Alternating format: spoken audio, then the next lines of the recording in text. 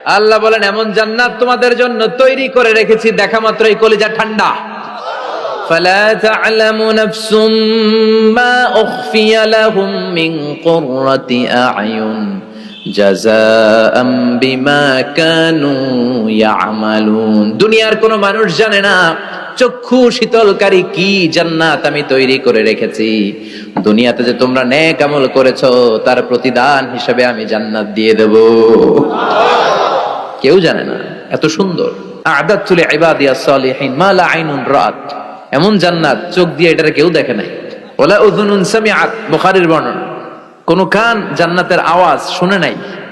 ওয়ালা খাতারা আলা কলবি বাশার, অন্তর দিয়ে কল্পনায়ও আনতে পারবে না যে কত সুন্দর হতে পারে। পৃথিবীর সব ডিজাইনার আর আর্কিটেক্টদেরকে একসাথে বসিয়ে যদি বলা হয় জান্নাতের একটা চেয়ারের ডিজাইন করেন, হবে?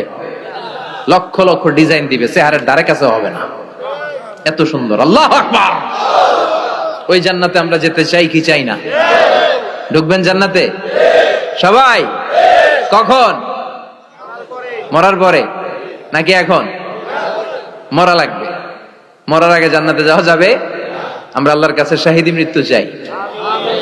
কি মৃত্যু?